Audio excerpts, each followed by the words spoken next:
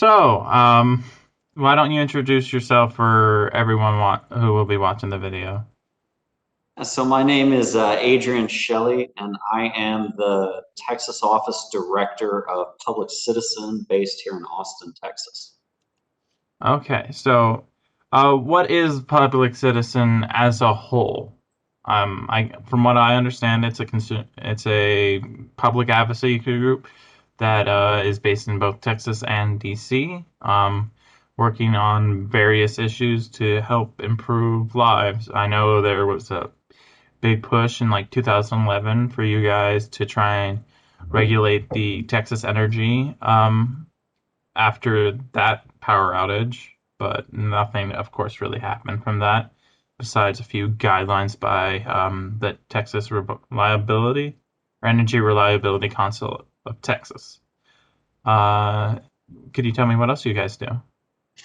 Yeah, so I think you got the top line pretty well. You know, Public Citizen is a consumer rights advocacy organization. Our goal is to be the voice of the individual in the halls of power. We want to speak out against the influence of money, corporate money, and otherwise in politics and in decision making. And in Texas, and we are the one state office of the organization. We've got our DC headquarters Yeah. and then our Texas office. We really have historically focused on issues of climate, energy, environmental policy. We've been operating in Texas for more than 35 years. So we have an established record on energy advocacy, fighting for clean energy, reliable, affordable energy, and also trying to push Texas toward the new clean energy economy, so that we as a state can enjoy a role as an energy leader Mhm. into and throughout the 21st century. You're absolutely right. Led to the power outages across the Texas. Fundamental level, to answer your question, what happened? We got to get into basic economics, right? Yeah. Market operation. So in Texas, because we have this deregulated energy market, the uh, the provision of power, providing energy, is based only on economics, on Mhm. market forces, right? So there is no Yeah. regulation in Texas that says we shall produce this much energy or there shall be, this much to meet demand, right? Right. It is strictly the market that is operating to provide Texans with the energy that we need. So Yeah. that takes us to Econ 101, right? Yeah. Supply and Demand. demand, Yeah. right? So let's start on the demand side. All of us turning on our lights and our heaters and our televisions and everything else during the storm. We set winter demand records during the week beginning February 14th. We exceeded even the most dire emergency winter predictions from ERCOT. And forgive me, I'm going to have to get into some jargon here, No problem. but energy is measured in watts, Yeah. right? And a megawatt is in Texas basically enough energy to power 2,000 homes. Yeah. And a gigawatt is 1,000 megawatts, or enough energy to power about 2 Mhm. million homes. Yeah. Normally in the winter, we would demand about 57 gigawatts of energy. Just the ERCOT grid, right? So Yeah. Texas has its own energy grid since And we're then so there's independent in yeah, and then Texas. there's a little bit in West Texas and a little bit in East Texas and a little bit in North Texas that are part of the national grid just because of yeah, Just the way that the it got lines broken up.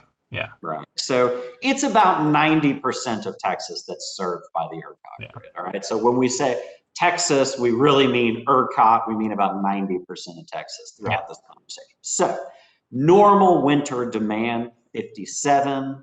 Hmm. ERCOT's worst projection, 67.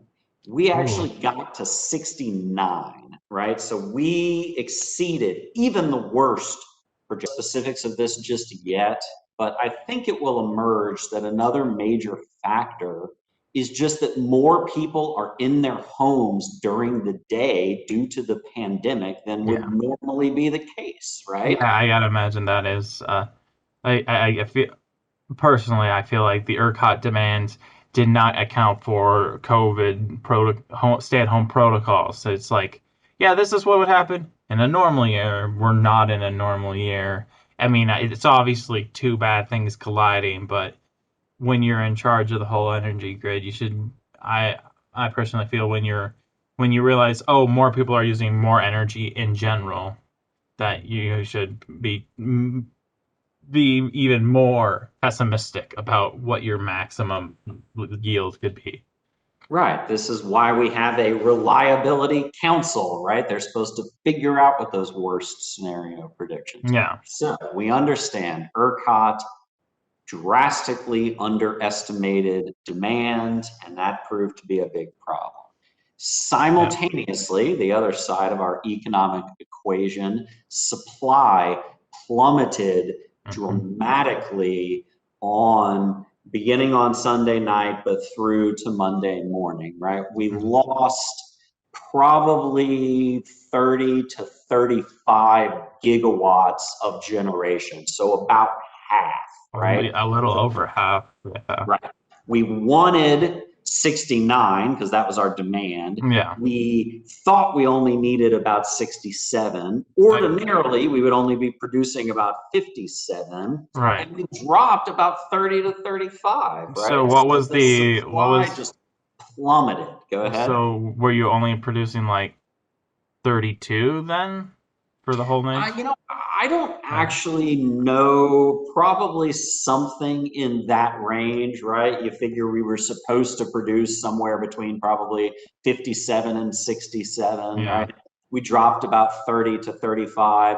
So Hmm. the number that we actually produced, I couldn't tell you exactly what it is, but let's say it was about 35 or so at the low points, So right? So basically, yeah, you lost half of what you basically were at half of where you need to be regularly, and then you're having a huge increase in demand at the moment that is a bit tough to swallow for a lot of Texans.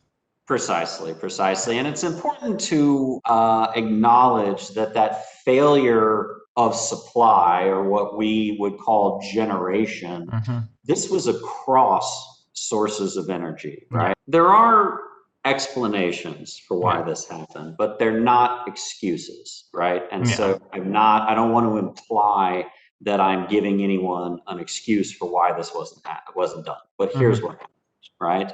Um, we haven't made the investment in winterization because we don't think of Texas as a cold place, right? We have had big freezes. We had 2011, we had 1989, we had others before that. In the history books, this freeze is going to go down as about the third or fourth worst freeze in Texas history. And this is data going back to 1895. So, it was bad. It's going to set some records. It Yeah. set some low temperature records, but it wasn't the worst event we've ever had, Yeah. right? So, we tend to ignore these cold weather extremes and feel like they're not going to happen to us. And for the freeze, we have a free market. We've never mandated that companies plan for the freeze. And this takes us back to the failure of leadership in 2011. Yeah. We had these broad failures of generation back then, just like we did a couple of weeks Hmm. ago. We knew we needed to do something to fix it. We made the recommendations, but we didn't turn them into enforceable regulation. Any other regulatory model or state that you wish Texas would follow a little more closely? I really can't speak to other states' models. I am going to go ahead and just, claim Texas exceptionalism here, right? I mean, we are Okay. our own unique beast. We have so many energy resources. We have such an ability. There's so much capital here, Hmm. intellectual capital, money. It is here. Most Texans are going to tell you that there is a Texas branded solution to any Texas problem, right? And that we want the Texas branded solution. And I mean, I believe that as much as anybody. Well, thank you so much for all your insight. This has been enlightening and very informative. And I'm glad that you're working on these issues. mhm. We need good minds on this stuff, We need people paying attention to all of the crazy experiments that are going on down here in Texas, for better or worse, Yeah. I very much appreciate what you're doing, and I'm happy to All help. right. Well, thank you so much for your time. I hope you have a great day. You as well. Goodbye. Goodbye.